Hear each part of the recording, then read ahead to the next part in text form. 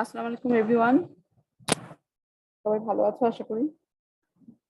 Last ক্লাসে last ক্লাসে আমরা পানির কিছু ফিজিক্যাল প্রপার্টিজ নিয়ে ডিসকাস করেছিলাম। তো পানিকে যদি আমাদের ট্রিটমেন্ট প্ল্যান্টে ট্রিটমেন্ট ইউনিট ডিজাইন করতে হয় এবং কন্টিনিউয়াসলি অপারেশনের সময় পানির বিভিন্ন ধরনের কোয়ালিটি আমাদের এক্সামিন করতে হয়, তার মধ্যে ফিজিক্যাল কোয়ালিটি এবং মেজর প্রপার্টিগুলোকে ফিজিক্যাল, কেমিক্যাল এবং মাইক্রোবায়োলজিক্যাল প্রপার্টি হিসেবে আমরা আলাদা করতে পারি, সেপারেট করতে পারি। লাস্ট ক্লাসে আমরা কিছু ফিজিক্যাল প্রপার্টি দেখেছি, আজকে আরো কিছু প্রপার্টি দেখবো। প্রথমে আসি টোটাল ডিজলভ সলিড। এই টার্মটা তো তোমরা অলরেডি ল্যাবরেটরিতে এক্সামিন করেছো, তো জানো তোমরা পানিতে যে সলিড কন্টেন্ট থাকে সেগুলো আসলে ফর্ম অফ প্রেজেন্সের উপর বেস করে যদিও তিন ভাগে ভাগ করা হয়, সাসপেন্ডেড, কলয়েডাল আর dissolve concentration. But dissolve solid বলতে আসলে মূলত কলয়েডাল এবং ডিজলভ কন্টেন্টকে বলা হচ্ছে, যেটাকে আমরা সাসপেন্ডেড কন্ডিশন থেকে মানে ফিল্ট্রেশন বা সেন্ট্রিফিউগেশন ফোর্সের মাধ্যমে, যেটা খুব ইজি ট্রিটমেন্ট টেকনিক, যেটার মাধ্যমে আমরা সাসপেন্ডেড সলিডকে সেপারেট করি, সেটার মাধ্যমে সেপারেট করা সম্ভব হয় না এমন ধরনের সলিড কন্টেন্টকে এখানে ডিজলভ সলিড বলা হচ্ছে। Dissolved and as well as colloidal particle, ঠিক আছে। তো এই ধরনের কম্পাউন্ডের মধ্যে স্পেশালি বেশিরভাগ থাকে হচ্ছে ইনঅর্গানিক বা মিনারেল ডিফারেন্ট সল্ট থাকে, বা কিছু স্মল অ্যামাউন্ট অফ অর্গানিক ম্যাটারও ডিজলভ সলিড হিসেবে থাকতে পারে। তো কমন ডিজলভ সলিডের যে ইফেক্টটা, ডিজলভ যে কম্পাউন্ড গুলো থাকে সেগুলো সাধারণত টেস্ট, এগুলো সাধারণত টার্বিডিটিকে কম হ্যাম্পার করে, বা টেস্ট, হার্ডনেস, করোশন বা ইনক্রাস্টেশন মানে বিভিন্ন ধরনের পাইপিং ম্যাটেরিয়ালের ভিতরে ক্রাস্ট ফর্মেশন, এগুলোর ক্ষেত্রে হচ্ছে ডিজলভ সলিড পার্টিকেল গুলো সেটা মেজর ভূমিকা পালন করে। তো এটা অ্যাকোয়াটিক লাইফের উপরও অ্যাডভার্স ইম্প্যাক্ট থাকতে পারে। তো ডিজলভ সলিডকে আমরা সাসপেন্ডেড সলিড থেকে সেপারেট করে থাকি কিভাবে, ল্যাবরেটরি এক্সামিনেশনের সময় তোমরা করে এসছো। আমরা যেটা করে থাকি একটা ফিল্টার পেপারের মাধ্যমে সেটাকে আমরা ডিজলভ সলিডকে সেপারেট করে থাকি। যখন একটা স্যাম্পল ওয়াটারকে ফিল্টারের মধ্য দিয়ে ফিল্টারেশন করা হয়, তখন ফিল্টারের থ্রু দিয়ে যেটা চলে যাবে, ফিল্টার পেপারের মধ্য দিয়ে যেটা চলে যাবে সলিড পার্টিকেলকে, যেটা রেসিডিউ হিসেবে আমরা আটকাতে পারছি না ফিল্টারের উপরে, সেটাকে আমরা ডিজলভ সলিড কন্টেন্ট হিসেবে ডিফাইন করছি। তো ওটাকে কি করা হয়, স্যাম্পল ওয়াটারের সাথে যেটা ফিল্টারেড ওয়াটারটা, মানে স্যাম্পল ওয়াটার থেকে যেটা ফিল্টারেড ওয়াটারটা সেপারেট করা হয়, সেই ফিল্টারেড ওয়াটারকে 103 থেকে 5 ডিগ্রি সেন্টিগ্রেডে, পানির বয়লিং টেম্পারেচার থেকে কিছুটা বেশি, যেহেতু এখানে সলিড কন্টেন্ট ইমপিউরিটিস থাকছে, পানি বয়লিং টেম্পারেচার কিছুটা বেড়ে যেতে পারে, সেই টেম্পারেচারে 24 ঘন্টা যাবত সেটাকে রেখে দেওয়া হয়। যখন পানির মলিকুলগুলো, ওয়াটার মলিকুলগুলো ইভাপোরেট করে যায় এবং বিকারের মধ্যে শুধুমাত্র রেসিডুয়াল যে পার্টিকেলটা থাকে ফিল্টারেড ওয়াটার স্যাম্পল থেকে, সেখান থেকে আমরা পেয়ে থাকি হচ্ছে টোটাল ডিজলভ সলিড, টিডিএসটা পাই। আর টোটাল সলিডটা আমরা পেয়ে থাকি যদি স্যাম্পল ওয়াটারটাকেই টোটালি আমরা 103 থেকে 105 ডিগ্রি সেন্টিগ্রেডে ইভাপোরেট করি, তারপর সেটাকে হচ্ছে সেখান থেকে যে রেসিডিউ অবজেক্টটা পাই সেটা হচ্ছে টোটাল সলিড। টোটাল সলিড থেকে আমরা total TDS, total dissolved solid back করলে সেখান থেকে টোটাল সাসপেন্ডেড সলিড পাবো। তো টোটাল ডিজলভ সলিড আসলে আমাদের বেশি কনসার্ন থাকে সাসপেন্ডেড সলিডের থেকে, কারণ যেহেতু একটু আগে বলেছি ডিজলভ সলিডকে আমরা সহজে পানি থেকে সেপারেট করতে পারি না, ট্রিটমেন্ট ম্যান্ডেটরি এবং একটু এক্সটেন্সিভ ট্রিটমেন্ট দরকার হয়, সেই জন্য এখানে ডিজলভ সলিডের কনসেন্ট্রেশনটা আমাদের ট্রিটমেন্ট ইউনিট ডিজাইন করার সময় খুব বেশি ইম্পর্টেন্ট। তো টিডিএস উপর বেস করে পানিকে নিচে যে ক্লাসিফিকেশন গুলো দেখানো আছে এইভাবে ক্লাসিফাই করতে পারি। যদি 300 মিলিগ্রাম পার লিটার থেকে কম হয় টিডিএস এর ভ্যালু, তাহলে সেটাকে এক্সিলেন্ট কোয়ালিটি বলা হবে, good, fair, poor and unacceptable হবে যদি টিডিএস এর ভ্যালুটা হচ্ছে 1200 মিলিগ্রাম পার লিটার থেকে বেশি হয়। নেক্সট যে প্যারামিটারটা, এটা specific conductivity. Though specific conductivity actually it is an indirect measurement of TDS, total dissolve সলিডের একটা ইনডিরেক্ট মেজারমেন্ট। টিডিএস করতে যেহেতু আমরা এক্সামিনেশন মেথডটা একটু আগে আমি বললাম যে আমাদেরকে স্যাম্পলটাকে ফিল্ট্রেশন করতে হবে, করার পরে হচ্ছে সেটাকে আবার 103 থেকে 105 ডিগ্রি সেন্টিগ্রেডে সেটাকে হিট করতে হবে ফর 24 আওয়ার্স। তো ইনস্ট্যান্ট যেহেতু এক্সামিনেশন সম্ভব না টিডিএস এ, সেটাকে আমরা ইনডিরেক্টলি স্পেসিফিক কন্ডাক্টিভিটি টেস্টের মাধ্যমে টিডিএস এর ভ্যালুটাকে মেজারমেন্ট করে থাকি। এবং টিডিএস এবং স্পেসিফিক কন্ডাক্টিভিটির ভিতরে মানে এটার মধ্যে একটা রিলেশনশিপ আছে, কেন আছে এবং কন্ডাক্টিভিটি কি সেটাতে আসি। কন্ডাক্টিভিটি হচ্ছে পানির ইলেকট্রিসিটি কন্ডাক্ট করার যে ক্যাপাসিটি বা অ্যাবিলিটি, সেটাকে আমরা বলছি হচ্ছে স্পেসিফিক কন্ডাক্টিভিটি। হ্যাঁ, যদিও স্পেসিফিক কন্ডাক্টিভিটি মানে ওয়াটারের যে কন্ডাক্টিভিটি, সেটা টিপিক্যাল যে সমস্ত conductor, I mean metallic conductor যেগুলো আমরা দেখে থাকি, সেগুলোর তুলনায় পানির কন্ডাক্টিভিটি আসলে খুবই কম। যদি অত বেশি হতো তাহলে তো অবশ্যই আমরা পানি নিয়ে কাজ করতে পারতাম না, অত যদি ইলেকট্রিক্যাল কন্ডাক্টিভিটি বেশি হতো। কিন্তু তারপরেও দেখা যায় পানির মধ্যে ইমপিউরিটিজ এর পরিমাণ যদি বেশি হয়, স্পেশালি ডিজলভ কন্টেন্টে, ডিজলভ আয়ন যত বেশি হয় পানির কন্ডাক্টিভিটি ততটা কিন্তু বেড়ে যায়।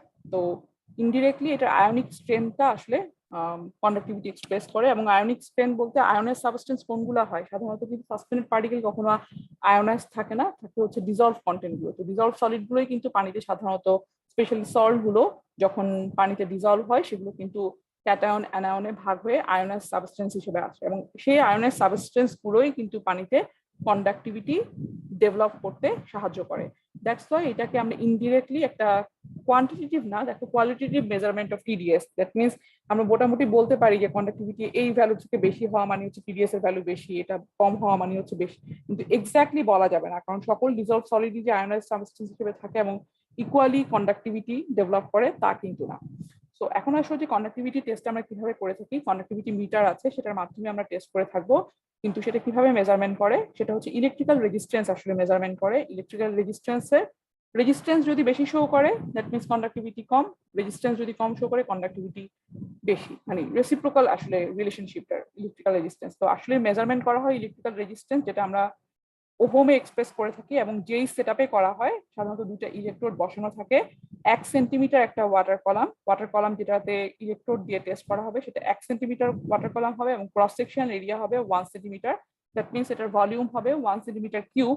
এরকম একটা ওয়াটার কলামের মধ্যে দুই পাশে দুইটা ইলেকট্রোড বসিয়ে সেটার মধ্য দিয়ে যদি ইলেকট্রিসিটি পাস করানো হয়, কি পরিমাণ রেজিস্ট্যান্স শো করে সেটাকে যদি আমরা ওহমে মেজারমেন্ট করি এবং তার রেসিপ্রোকাল ইউনিটে এক্সপ্রেস করলে সেটাই হবে হচ্ছে স্পেসিফিক কন্ডাক্টেন্স বা স্পেসিফিক কন্ডাক্টিভিটি। আর এই টেস্টটা করতে হবে পার্টিকুলার টেম্পারেচারে, কারণ টেম্পারেচারের সাথে সাথে পানির কন্ডাক্টিভিটি কম বেশি হয়। কারণ কি, টেম্পারেচার কম বেশি হলে তখন কিন্তু পানিতে ডিজলভ সলিডের কনসেন্ট্রেশনও, তার যে পানিতে ডিজলভ হওয়ার সলিউট সাবস্টেন্স যে ডিজলভ হওয়ার যে রেটটা সেটা টেম্পারেচার বাড়লে বেড়ে যায়। দ্যাটস ওয়াই এখানে আমরা টেস্টটা করে থাকি হচ্ছে 25 ডিগ্রি সেন্টিগ্রেডে। 25 ডিগ্রি সেন্টিগ্রেডে দুই পাশে দুটো ইলেকট্রোড দিয়ে 1 সেন্টিমিটার কিউব ভলিউমের একটা ওয়াটার স্যাম্পল নিয়ে সেখানে যে পরিমাণ রেজিস্ট্যান্স আমরা মেজারমেন্ট করবো ওহমে, সেটা রেসিপ্রোকাল থেকে ইলেকট্রিক্যাল কন্ডাক্টিভিটি পাবো। তো ইলেকট্রিক্যাল কন্ডাক্টিভিটি যে ইউনিটটা, সেই ইউনিটটা হচ্ছে মস পার সেন্টিমিটার। মস যদি তোমাদের বুঝতে অসুবিধা হয়, মনে রাখতে যদি অসুবিধা হয়, একটু খেয়াল করো ওহম এই টার্মের যে উল্টাটা সেটা যদি খেয়াল করো তাহলে কিন্তু এমএইচও এখান থেকে আসে আর কি, মস পার সেন্টিমিটার। যেই সায়েন্টিস্ট প্রথমে এটা নিয়ে কাজ করেছেন ওনার নাম অনুযায়ী অ্যাকর্ডিংলি হচ্ছে মস পার সেন্টিমিটার আসছে। পার সেন্টিমিটার বলতে পার centimetre length of water column, মানে যেভাবে আমরা কন্ডাক্টিভিটি করি না, কন্ডাক্টরের যে এতটুকুর জন্য হচ্ছে ইলেকট্রিক্যাল কন্ডাক্টিভিটি, এখানেও পানির ক্ষেত্রেও তাই। পানির ক্ষেত্রে 1 সেন্টিমিটার ওয়াটার কলাম নিয়ে যেহেতু টেস্টটা করা হচ্ছে, পার সেন্টিমিটার ওয়াটার কলামের কন্ডাক্টেন্স কতটুকু সেটা আমরা সেভাবে এক্সপ্রেস করে থাকি। তো সাধারণত পিওর ওয়াটারের ক্ষেত্রেও কিন্তু কিছুটা, কারণ সেখানেও হাইড্রোজেন আয়ন এবং হাইড্রোক্সিল আয়ন থাকে যেটা আয়নাইজ সাবস্টেন্স হিসেবে থাকে, সেটাতেও কিছুটা হচ্ছে কন্ডাক্টিভিটি থাকে 5.5 × 10⁻³ মোস পার সেন্টিমিটার হয়। আর যদি সেটার মধ্যে ডিজলভ সলিড আরো বেশি আয়নাইজ সাবস্টেন্স থাকে তখন এটার কন্ডাক্টিভিটি আরো বেড়ে যায়। তো যেহেতু হচ্ছে এখানে দেখতে পাচ্ছ যে কন্ডাক্টিভিটির পরিমাণটা অনেক কম, স্পেসিফিক কন্ডাক্টান্সের পরিমাণটা পানির তুলনায় অনেক কম, তো মোস পার সেন্টিমিটার ইউজ না করে অনেক ক্ষেত্রে আমরা আরো ছোট ইউনিট পানির জন্য, মানে পানির কন্ডাক্টিভিটি যখন আমরা টেস্ট করে থাকি বা সয়েলেরও কন্ডাক্টিভিটি টেস্ট করা হয়, সেক্ষেত্রে হচ্ছে মিলিমোস পার সেন্টিমিটার বা মাইক্রোমোস পার সেন্টিমিটার, সেই ইয়াতে মিলিমোস পার সেন্টিমিটার হলে এটা কত হবে, পিওর ওয়াটারের জন্য হবে হচ্ছে 5.5 মিলিমোস পার সেন্টিমিটার। আমরা সাধারণত মিলিমোস বা মাইক্রোমোস পার সেন্টিমিটারে ওয়াটারের বা সয়েলের কন্ডাক্টিভিটিকে এক্সপ্রেস করে থাকি। আর যেটা প্রথমে বলেছি যে কন্ডাক্টিভিটির সাথে ডিজলভ সলিড কন্টেন্টে একটা ডিরেক্ট রিলেশন আছে, যদিও একদম এক্সাক্ট রিলেশনশিপ পাওয়া যায় না। তো দেখা যায় কন্ডাক্টিভিটিকে যদি আমরা মিলিমোস পার সেন্টিমিটারে এক্সপ্রেস করি, তার 55 থেকে 70% বা 0.55 বা থেকে 0.7 এই ফ্যাক্টরটা দিয়ে মাল্টিপ্লাই করলে যে ভ্যালুটা পাওয়া যায়, দেখা গিয়েছে এক্সামিন করে যে সেটাই হয় সেই সলিউশনের ডিজলভ সলিডের কনসেন্ট্রেশন। তো আমাদের যদি ডিজলভ সলিডের কনসেন্ট্রেশন বের করার যদি টাইম না থাকে, ইনস্ট্যান্ট মেজারমেন্ট করতে হয়, তখন আমরা স্পেসিফিক কন্ডাক্টিভিটি মেজারমেন্ট করে মিলিমোস পার সেন্টিমিটারে করে তার সাথে এই ফ্যাক্টর দিয়ে মাল্টিপ্লাই করে সেখান থেকে ডিজলভ সলিডের কনসেন্ট্রেশন মিলিগ্রাম পার লিটারে পেয়ে যাবো। আচ্ছা, এরপরে মিলিমোস পার সেন্টিমিটারের পরে সিমেন্স একজন সায়েন্টিস্ট, উনিও এটা নিয়ে কাজ করেছেন। তো মিলিমোস পার সেন্টিমিটার ইকুইভ্যালেন্ট ইউনিট হচ্ছে মাইক্রো সিমেন্স পার সেন্টিমিটার। সেটাতে যদি আমরা কন্ডাক্টিভিটি এক্সপ্রেস করি সেটাকে এই ফ্যাক্টর দিয়ে মাল্টিপ্লাই করে টিডিএস পেয়ে যাবো। এর পরের যে প্যারামিটার গুলো নিয়ে আজকে ডিসকাস করব, সেই প্যারামিটার গুলো হচ্ছে পানির টিপিক্যাল যে সমস্ত কেমিক্যাল কোয়ালিটি হচ্ছে কনসার্ন থাকে যখন আমরা ওয়াটার কোয়ালিটি ওয়াটার ট্রিটমেন্ট করে থাকি, সেটার জন্য যে মেজর যে ওয়াটার কেমিক্যাল ওয়াটার প্রপার্টি নিয়ে আমরা কনসার্ন থাকে বা সেটা কনসিডার করে ডিজাইন করা হয়, সেগুলো আমরা আজকে দেখবো। প্রথমে আসো অ্যালকাইনিটি টেস্ট তোমরা অলরেডি ল্যাবরেটরিতে করেছো, তো জানো হোয়াট ইজ অ্যালকাইনিটি। অ্যালকাইনিটি হচ্ছে পানি কতটুকু অ্যাসিডকে নিউট্রালাইজ করতে পারে তার যে স্ট্রেংথটা বা তার মেজারমেন্টটা, সেটা আমরা অ্যালকাইনিটি দিয়ে বুঝে থাকি। যদি অ্যাসিড নিউট্রালাইজেশন ক্যাপাসিটি বেশি হয় দ্যাট মিনস অ্যালকাইনিটি বেশি, অ্যাসিড নিউট্রালাইজেশন ক্যাপাসিটি কম হয় তাহলে হচ্ছে অ্যালকাইনিটি কম। তো অ্যালকাইনিটি সাধারণত পানিতে ন্যাচারাল ওয়াটারের ক্ষেত্রে বিভিন্ন ধরনের উইক অ্যাসিড, স্পেশালি কার্বনিক অ্যাসিডের ডিফারেন্ট সল্টস এবং স্ট্রং বেস, ইউজুয়ালি সোডিয়াম বা ক্যালসিয়াম হাইড্রোক্সাইডের বিভিন্ন সল্টের কারণে কিন্তু পানিতে অ্যালকাইনিটি ডেভেলপ করে। আর অ্যালকাইনিটি থাকা মানে পানির একটা বাফারিং ক্যাপাসিটি ডেভেলপ করে, যেটার মাধ্যমে পানিতে যদি সামহাউ অ্যাসিডিক সলিউশন চলে আসে, যেমন অ্যাসিড রেইনের ক্ষেত্রে অনেক ক্ষেত্রে হতে পারে, অ্যালকাইনিটি কজিং কম্পাউন্ড যদি থাকে সেখানে পিএইচ এর ড্রপটা র্যাপিডলি হয় না। এটা একটা হচ্ছে তার প্রপার্টি। একটা হচ্ছে অ্যাসিডকে তো নিউট্রালাইজ করতে পারছে, প্লাস হচ্ছে বাফারিং করা মানে কি, যেটা পিএইচ ড্রপটাকে রেজিস্ট করতে পারলে পানির একটা বাফারিং ক্যাপাসিটি ডেভেলপ করে। তো অ্যালকাইনিটি কজিং কম্পাউন্ডের কারণে পানির বাফারিং ক্যাপাসিটি ডেভেলপ করে। আচ্ছা, এরপরে আসো যে কোন কোন কম্পাউন্ডের কারণে পানিতে অ্যালকাইনিটি আসতে পারে। পানিতে আসলে অ্যালকাইনিটি কজিং কম্পাউন্ড যেটা, সেটা মেইনলি হচ্ছে বাইকার্বনেট। কিভাবে আসে সেটা যদি আসি, কারণ পানিতে প্রচুর পরিমাণে গ্রাউন্ড ওয়াটার হোক সারফেস ওয়াটার হোক, সেটাতে প্রচুর পরিমাণে কার্বন ডাইঅক্সাইড থাকে। এখন এই কার্বন ডাইঅক্সাইডটা কোথা থেকে আসে? যদি সারফেস ওয়াটারে থাকে সেখানে অ্যাটমসফিয়ারে যদিও কার্বন ডাইঅক্সাইডের কনসেন্ট্রেশন অনেক কম, সেখান থেকে ডিজলভ হয়ে আসতে পারে।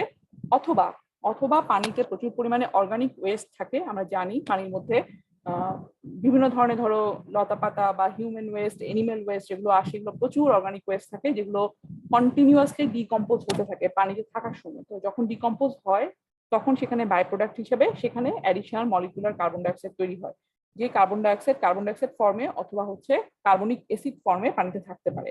তো কার্বন ডাইঅক্সাইডটা আবার যখন হচ্ছে চারপাশে থাকা যে সয়েল সাবস্টেন্স থাকে তার কন্টাক্টে থাকে, মানে সে যদি সারফেস ওয়াটারই বলো, সেটা তো চারপাশে হচ্ছে মাটির লেয়ার থাকে। বা গ্রাউন্ড ওয়াটার কি হচ্ছে, পানিটা যখন ট্রাভেল করছে অ্যাকুইফারে রিচ করছে তখন কিন্তু সয়েলের বিভিন্ন ফরমেশনের মধ্য দিয়ে যাচ্ছে। তো মিনারেল লেয়ারের গুলোর মধ্য দিয়ে যখন যায়, যেহেতু পানি হচ্ছে সেখানে কার্বন ডাইঅক্সাইড যেটা পানির সাথে ক্যারি করছে, সে কার্বন ডাইঅক্সাইড ক্যালসিয়াম কার্বনেট, যেটা খুব কমন কনস্টিটিউয়েন্ট সয়েলের ক্ষেত্রে, সেটার সাথে রিয়েকশন করে এবং রিয়েকশন করে ক্যালসিয়াম এবং বাইকার্বনেট ফর্মে সেটাকে লিবারেট করে। তো এইভাবে করে কার্বন ডাইঅক্সাইড সয়েল সাবস্টেন্সের উপরে তার রিয়েকশনের জন্য, যে কার্বন ডাইঅক্সাইড খুব common surface water as well as ground ওয়াটারে থাকে, সেটা সয়েলের মিনারেল সাবস্টেন্সের সাথে রিয়েকশন করে সেখানে বাইকার্বনেট ফর্মে আসে। তো বাইকার্বনেটের যে সিস্টেমটা, কার্বন ডাইঅক্সাইড বা বাইকার্বনেটের এই যে সিস্টেমটা ন্যাচারাল ওয়াটারে থাকে, সেটা শুধুমাত্র আসলে বাইকার্বনেট ফর্মে থাকে না। বাইকার্বনেট কিন্তু ইজিলি কনভার্টেড হয়ে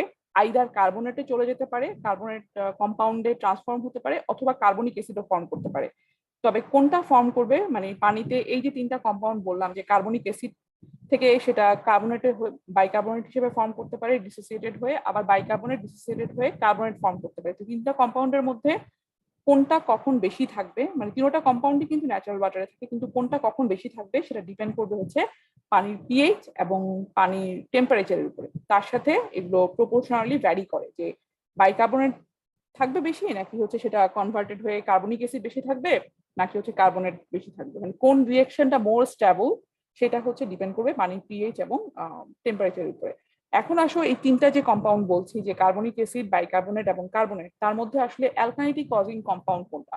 অ্যালকাইনিটি কজিং কম্পাউন্ড হচ্ছে কার্বনিক অ্যাসিড। কার্বনিক অ্যাসিড কিন্তু কোনোভাবেই নতুন করে কোনো অ্যাসিডকে নিউট্রালাইজ করতে পারবে না, কারণ অ্যাসিড দেওয়া মানে কি পানির মধ্যে হাইড্রোজেন আয়ন আসে, অ্যাডিশনাল প্রোটন আসে, সেটা পারবে না। সেই জন্য অ্যালকাইনিটি কজিং কম্পাউন্ড কিন্তু কার্বনিক অ্যাসিড না। বাইকার্বনেট পারবে। বাইকার্বনেট কিন্তু একটা হাইড্রোজেন আয়ন বা প্রোটনকে কনজিউম করতে পারবে, সেটাকে কার্বনিক অ্যাসিডে কনভার্ট করতে পারবে। কার্বনেট CO3 যেটা, সেটাও কিন্তু দুইটা হাইড্রোজেন আয়নকে কনজিউম করতে পারবে। তার মানে এই তিনটা কম্পাউন্ডের মধ্যে বাইকার্বনেট এবং কার্বনেট এবং পানির মধ্যে কিছু থাকা যে সমস্ত হাইড্রোক্সিল আয়ন থাকে, সেই হাইড্রোক্সিল আয়নগুলো কিছু, সবগুলো না, সেগুলোও কিন্তু কিছু অ্যালকাইনিটি ডেভেলপ করে, মানে অ্যাসিড নিউট্রালাইজেশন ক্যাপাসিটি ডেভেলপ করে। তো মোস্টলি ন্যাচারাল ওয়াটার যদি হয়, যেখানে অন্য কোনো ওয়েস্ট ওয়াটার ডিসচার্জ হচ্ছে না, সেখানে মেইনলি বাইকার্বনেট, কার্বনেট এবং হাইড্রোক্সাইড, এই তিনটা কম্পাউন্ডের কারণে, কেমিক্যাল কনস্টিটিউয়েন্টের কারণেই অ্যালকাইনিটি ফর্ম করে। যদি অন্য কোনো ওয়েস্ট ওয়াটার সেটাতে ডিসচার্জ হয়, সেখানে দেখা যায় যে বোরেট, সিলিকেট বা ফসফেটের এই ধরনের উইক অ্যাসিডের কিছু সল্টের কারণেও অ্যালকাইনিটি ডেভেলপ করতে, কিন্তু প্রাইমারি কম্পোনেন্ট হচ্ছে এগুলো। এখন আসো, এখন এই প্রাইমারি কম্পোনেন্টগুলোর মধ্যে এই যে বললাম যে বাইকার্বনেট কার্বনেটের যে সিস্টেমটা, সেই সিস্টেমটার মধ্যে পিএইচ এবং টেম্পারেচারের যে ডিপেন্ডেন্স, সেটা পিএইচ এর সাথে সাথে এই তিনটা কম্পাউন্ডের কনসেন্ট্রেশন কিভাবে ভ্যারি করে সেটা আমরা এই গ্রাফটা থেকে দেখবো। এখানে গ্রাফটার ওয়াই এক্সিসে হচ্ছে relative concentration of the molecule, আর এক্স এক্সিসে হচ্ছে পিএইচ স্কেল 0 to 14 দেওয়া আছে, আর এদিকে হচ্ছে 0 to 1 রিলেটিভ প্রপোর্শন, মানে কোনটা বেশি থাকবে কোনটা কম থাকবে। তো এখানে তিনটা গ্রাফ একসাথে প্লট করা হয়েছে। সেটা হচ্ছে প্রথম গ্রিন কালারের গ্রাফটা হচ্ছে কার্বনিক অ্যাসিডের জন্য, মেরুন কালারের যে গ্রাফটা আমরা দেখতে পাচ্ছি সেটা হচ্ছে বাইকার্বনেটের জন্য, আর থার্ড যে ব্লু কালারের শেডের যে গ্রাফটা আছে সেটা হচ্ছে কার্বনেটের কনসেন্ট্রেশন কতটুকু আছে সেটা এক্সপ্রেস করার জন্য বোঝানো হচ্ছে। তো আমরা এখানে দেখতে পাচ্ছি গ্রিন কালারের যে কার্ভটা যদি আমরা দেখি, গ্রিন কালারের যদি কার্ভটা দেখলে দেখতে পাচ্ছ যে লো পিএইচ থাকলে, স্পেশালি বিলো 4 থাকলে, তখন অন্য কোন দুটা কম্পাউন্ডের কোনো এক্সিস্টেন্স নাই, তখন মূলত যে কম্পাউন্ডের ফর্মে থাকে দ্যাট মিনস সবগুলোই তখন হচ্ছে কার্বনিক অ্যাসিড ফর্মেশনে বেশি থাকবে। হ্যাঁ, তারপর যখন পিএইচ যদি কম থাকে, গ্র্যাজুয়ালি যদি পিএইচ যদি বাড়তে থাকে, কার্বনিক অ্যাসিড ডিসোসিয়েট হতে থাকে, সেখান থেকে বাইকার্বনেট ফর্মেশন শুরু হয়। তো কার্বনিক অ্যাসিডের কনসেন্ট্রেশন কমছে, আমরা দেখতে পাচ্ছি এই যে কমছে, ঠিক একই পরিমাণ বাইকার্বনেটের কনসেন্ট্রেশন বাড়ছে, একইভাবে কমছে, কারণ কার্বনিক অ্যাসিডই আসলে ডিসোসিয়েটেড হয়ে বাইকার্বনেট ফর্ম করছে। সো যতটুকু কার্বনিক অ্যাসিড কমছে কনসেন্ট্রেশন, ততটুকুই বাইকার্বনেট জেনারেট করছে। করতে করতে একটা সার্টিন পিএইচ এ দুইটার কনসেন্ট্রেশন আমরা দেখতে পাচ্ছি এখানে 0.5, দ্যাট মিনস দুইটার কনসেন্ট্রেশন হচ্ছে টোটাল এটার যে সিস্টেমের টোটাল মলিকুল তার হাফ হাফ, অর্ধেক হচ্ছে কার্বনিক অ্যাসিড, অর্ধেক হচ্ছে বাইকার্বনেট। এটা যে পিএইচ অ্যাটেন্ড করে বা এই ইকুয়েশনটার এই রিঅ্যাকশনটা যে ইকুইলিব্রিয়ামটা সেটা যে পিএইচ অ্যাটেন্ড করে, সেই পিএইচটা হচ্ছে 6.37। ঠিক আছে, এরপরে যখন পিএইচ আরো বাড়তে থাকে আমরা দেখতে পাচ্ছি এই কার্ভের ভ্যালুটা বাড়ছে, এটা কমছে, মানে 6.37 থেকে যখন বেশি হবে তখন বাইকার্বনেট, এই গ্রাফটা হচ্ছে বাইকার্বনেট বাড়তে থাকবে, আর এই গ্রাফটা হচ্ছে HCO3, এটা হচ্ছে CO3 2, আর এটা হচ্ছে H2CH3। কালার কোডটা তো দেখানো আছে, তারপর সুবিধার জন্য আমি লিখে দিচ্ছি। তো 6.37 থেকে যখন বাড়তে থাকে তখন আমরা দেখতে পাচ্ছি যে বাইকার্বনেটের কনসেন্ট্রেশন গ্র্যাজুয়ালি বাড়ছে, কার্বনিক অ্যাসিড আরো কমে যাচ্ছে, কমতে কমতে এই জায়গায় এসে দেখতে পাচ্ছ যে কার্বনিক অ্যাসিডের কনসেন্ট্রেশন একদম কম হয়ে গেছে, মিনিমাম হয়ে গেছে। তখন সবচেয়ে প্রাইমারি যেই কম্পোনেন্ট হিসেবে যেই ফর্মে থাকছে সেই ফর্মটা হচ্ছে বাইকার্বনেট। এই পিএইচটা হচ্ছে 8+, দেখতে পাচ্ছি 8.2 বা 8.3 তে সবচেয়ে হাইয়েস্ট বাইকার্বনেট সবচেয়ে বেশি থাকে, সেখানে সেটার কনসেন্ট্রেশন বেশি, আর কার্বনেট এবং কার্বনিক অ্যাসিডের কনসেন্ট্রেশন হচ্ছে সবচেয়ে মিনিমাম। তারপর যখন পিএইচ এর থেকেও বেশি হয়ে যায় তখন আবার ফার্দার বাইকার্বনেটের কনসেন্ট্রেশন কমে যাচ্ছে, লার্জার পিএইচ এ বাইকার্বনেট ডিসোসিয়েট হতে থাকে, তখন কার্বনেট ফর্মেশন শুরু হয়। তো কার্বনেট ফর্মেশন শুরু হলে আমরা দেখতে পাচ্ছি বাইকার্বনেটের কার্ভটা নিচে নেমে যাচ্ছে, কার্বনেটের কার্ভটা হচ্ছে আস্তে আস্তে তার কনসেন্ট্রেশনটা বাড়ছে, এবং এই পয়েন্টে এসে এখানে আবার দুটার কনসেন্ট্রেশন ইকুয়াল, এই যে রিঅ্যাকশনটার ইকুইলিব্রিয়াম সেটা অ্যাটেইন করে হচ্ছে পিএইচ 10.33 তে, আর 10.33 থেকে বেশি গেলে কার্বনেটের কনসেন্ট্রেশন বেশি থাকে, বাইকার্বনেটের কনসেন্ট্রেশন। তো আমরা দেখতে পাচ্ছি যে ডিফারেন্ট পিএইচ যদি খুব কম থাকে, পিএইচ যদি বিলো 4 থাকে তখন ডমিনেটিং স্পিসিস হচ্ছে H2CO3, পিএইচ যদি 12 এর কাছাকাছি বা তার থেকে বেশি থাকে তখন ডমিনেটিং স্পিসিস হচ্ছে কার্বনেট, আর মাঝখানে কিন্তু এগুলো চেঞ্জ হচ্ছে, মানে তিনটার কম্বাইনলি থাকছে। তবে এখন যদি আমরা দেখি আমাদের যে ন্যাচারাল যে পিএইচটা, ন্যাচারাল পিএইচ হচ্ছে 7 অ্যারাউন্ড থাকে, তোমরা জানো যে ন্যাচারাল ওয়াটারের যে পিএইচ এর ভ্যালুটা 7+- কিছুটা acidic, slightly acidic two light slight alkaline হিসেবেই আমাদের ন্যাচারাল ওয়াটার পিএইচ থাকে। তো 7 অ্যারাউন্ডে যদি আমরা দেখি এখানে হচ্ছে কার্বনেট থাকছেই না, যেটা থাকছে কিছুটা কার্বনিক অ্যাসিড থাকছে, আর মোস্টলি হচ্ছে বাইকার্বনেট থাকছে। তো ন্যাচারাল ওয়াটারের ক্ষেত্রে যদিও হচ্ছে বাইকার্বনেট এবং কার্বনেট নর্মালি হচ্ছে ন্যাচারাল ওয়াটারে অ্যালকালিনিটি ফর্ম করতে পারে, কিন্তু দেখা যায় যে যেই পিএইচ এ থাকে ন্যাচারাল ওয়াটার সেখানে কার্বনেটের এক্সিস্টেন্স থাকে না বললেই চলে, সেখানে মেইনলি যেই ফর্মে অ্যালকালিনিটি থাকে সেটা হচ্ছে ইন ফর্ম অফ বাইকার্বনেট। আর ইন অ্যাডিশন অন্যান্য যদি কম্পাউন্ড থাকে সেই কম্পাউন্ড গুলোর সাথে অ্যাড করে অন্যান্য যদি কোনো ওয়েস্ট ওয়াটার ডিসচার্জ হয় সেগুলোর কারণে যেই অ্যালকালিনিটি ডেভেলপ করে সেগুলোকে অ্যাড করলে আমরা টোটাল অ্যালকালিনিটিটা বের করতে পারবো। তো টোটাল অ্যালকালিনিটি বের করতে পারি, একটা হচ্ছে যে আমরা ল্যাবরেটরি টেস্টের মাধ্যমে বের করতে পারি, অথবা সহজ মানে যেটা হচ্ছে একদম অ্যাকুরেটলি মেজারমেন্টের যে মেথডটা, সেটা কি, যে কম্পাউন্ড গুলো অ্যালকালিনিটি ফর্ম করছে সেই কম্পাউন্ড গুলোর কনসেন্ট্রেশন যদি আমরা আলাদা আলাদা ভাবে বের করি সেগুলোকে সাম আপ করলেই আমরা টোটাল অ্যালকালিনিটি বের করে ফেলতে পারি। তাহলে যে কম্পাউন্ডগুলো অ্যালকালিনিটি ফর্ম করছে সেগুলো মেজর কোনগুলো, ন্যাচারাল ওয়াটারের ক্ষেত্রে হচ্ছে বাইকার্বনেট আর কার্বনেট, প্লাস হাইড্রোক্সিল আয়নও কিছু হতে পারে, কিন্তু সেটা হচ্ছে additional hydroxyl ion. Hydroxyl ion থেকে আমাদের হাইড্রোজেন আয়ন যেটা পানিতে আছে ডিসোসিয়েটেড, সেই কনসেন্ট্রেশনটা বাদ দিলে এক্সেস যে হাইড্রোক্সিল আয়নটা সেটা হচ্ছে অ্যালকালিনিটি ফর্ম করছে। ঠিক আছে, আমরা সেটা বের করব। এগুলো কনসেন্ট্রেশন বের করে, কিন্তু ইকুয়েশনে দেখো সাম আপ করার সময় একটা জিনিস লক্ষণীয়, যেখানে ইকুয়েশনে কার্বনেটের যে কনসেন্ট্রেশনটা ইন মিলিগ্রাম পার লিটারে সেখানে 2 টাইমস করা হয়েছে। এটার কারণ কি? যেখানে অন্যগুলোর সাথে কিন্তু 2 গুণ নাই, দেখো শুধুমাত্র কার্বনেটের সাথে 2 টাইমস করা হয়েছে। কারণ কার্বনেট, একটা কার্বনেট মলিকিউল কিন্তু 2টা প্রোটনকে কনজিউম করতে পারবে, 2টা প্রোটনের সাথে রিঅ্যাকশন করতে পারবে, যেখানে বাইকার্বনেট বা হাইড্রোক্সিল আয়ন কিন্তু শুধুমাত্র একটা একটা করে হাইড্রোজেন আয়নের সাথে রিঅ্যাকশন করতে পারে। তো এটা যেহেতু যে পরিমাণ থাকবে সেটা 2টা করে হাইড্রোজেন আয়নকে কনজিউম করতে পারবে, এই জন্য এটার অ্যাসিড নিউক্লিয়াইজেশন ক্যাপাসিটি কিন্তু বেশি। সেই জন্য আমাদের কার্বনেটের কনসেন্ট্রেশন সাথে 2 দিয়ে মাল্টিপ্লাই করছি, বাকিগুলোকে এইভাবে করে যোগ করে আমরা যে ভ্যালুটা পাবো সেটাই হবে স্যাম্পলের টোটাল অ্যালকালিনিটি। এটা হচ্ছে আমরা যদি ইন্ডিভিজুয়ালি প্রত্যেকটা যেই কম্পোনেন্ট গুলো আছে, যেটা অ্যালকালিনিটি কজিং কম্পোনেন্ট, সেগুলোর কনসেন্ট্রেশন বের করে আমরা এইভাবে করে ইকুয়েশনে এক্সপ্রেস করে টোটাল অ্যালকালিনিটি বের করতে পারি। আচ্ছা, একটা জিনিস হচ্ছে টোটাল অ্যালকালিনিটিকে আমরা মিলিগ্রাম পার লিটার ক্যালসিয়াম কার্বনেটে এক্সপ্রেস করে থাকি। এর মানে কি? আসলে অ্যালকালিনিটি আমরা দেখতে পাচ্ছি যে অ্যালকালিনিটি কজিং কম্পাউন্ডটা কিন্তু একটা কম্পাউন্ড না, ডিফারেন্ট কম্পাউন্ড হতে পারে, এবং এক একটা কম্পাউন্ডের অ্যাসিড নিউক্লিয়াইজেশন ক্যাপাসিটিও কিন্তু একরকম। যেমন কার্বনেটের অনেক বেশি অ্যাসিড নিউক্লিয়াইজেশন ক্যাপাসিটি, তার তুলনায় বাইকার্বনেটের অ্যাসিড নিউক্লিয়াইজেশন ক্যাপাসিটি হচ্ছে তার অর্ধেক। তো যেহেতু এক একটা কম্পাউন্ডের এক এক রকম অ্যাসিড নিউক্লিয়াইজেশন ক্যাপাসিটি, তার স্ট্রেংথটা ডিফারেন্ট এবং কম্পাউন্ডও ডিফারেন্ট, সেই জন্য আমরা একটা রেফারেন্স কম্পাউন্ডের রেসপেক্টে টোটাল অ্যালকালিনিটি এক্সপ্রেস করে থাকি। সেটা ক্যালসিয়াম কার্বনেটে যদি আমাদের রেজাল্ট আসে 50 milligram per litre calcium carbonate, এটা কি মিন করছে? এটা মিন করছে পানির মধ্যে বাইকার্বনেট, কার্বনেট, হাইড্রোক্সিল আয়ন সব ফর্মে আমাদের অ্যালকালিনিটি ডেভেলপ করতে পারে, কিন্তু সেটার টোটাল যে অ্যাসিডকে নিউট্রালাইজেশন ক্যাপাসিটি, সেটা 1 লিটার পানির মধ্যে 50 মিলিগ্রাম ক্যালসিয়াম কার্বনেট অ্যাড করলে সেটা যে পরিমাণ অ্যাসিডকে নিউট্রালাইজ করতে পারে স্যাম্পল ওয়াটারের, মানে যেটার রেজাল্ট এখানে বলা হচ্ছে, সেই পানি অ্যাসিড নিউট্রালাইজেশন ক্যাপাসিটিও কিন্তু সেম, যদিও সেটা ডিফারেন্ট কম্পাউন্ডের কারণে হতে পারে। এভাবে করে আমরা অ্যালকালিনিটিকে রেফারেন্স ক্যালসিয়াম কার্বনেটের রেসপেক্টে এটাকে এক্সপ্রেস করে থাকি। এরপর সেটা সিগনিফিকেন্স, আমি যে প্রপার্টিগুলো সিগনিফিকেন্স বলছি শুধুমাত্রই ট্রিটমেন্টের রেসপেক্টেই বলছি, অন্য কিন্তু অ্যাসপেক্টে আমি কথা ডিসকাস করছি না। তো অ্যালকালিনিটি যদি কম বেশি হয় পানির মধ্যে, স্পেশালি কেমিক্যাল ট্রিটমেন্টের ক্ষেত্রে, কেমিক্যাল কোঅ্যাগুলেশনের ক্ষেত্রে সেটা হ্যাম্পার করতে পারে, তখন সেভাবে অ্যাকর্ডিংলি অ্যাডজাস্টমেন্ট করতে হয়, ইদার কোঅ্যাগুলেশন এইড ইউজ করতে হয় অথবা কিছু অ্যালকালিনিটি কমাতে হয়।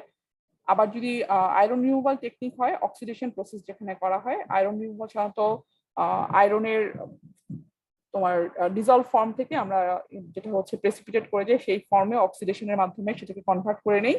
তো অ্যালকালিনিটি যদি বেশি থাকে সেখানে আয়রন রিমুভাল প্রসেসটা স্লো ডাউন হয়ে যায়, সেটা একটা সমস্যা হতে পারে।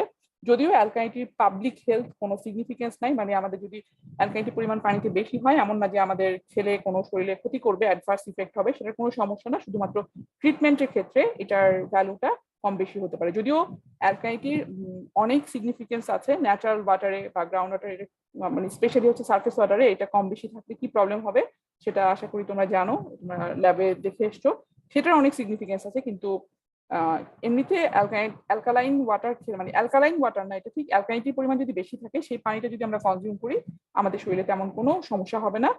আর শুধুমাত্র যদি বেশি অ্যালকালিনিটি বেশি থাকে, এই কার্বনেট বাইকার্বনেট যদি বেশি থাকে, দেখা যায় যে সেটা একটা তিতা একটা ভাব তৈরি হয়, যেটা আমাদের মানে আমাদের ইউজারের জন্য, কনজিউমারের জন্য এটা ডিজায়ারেবল না, আর কি, আমরা আনপ্যালাটেবল হয়।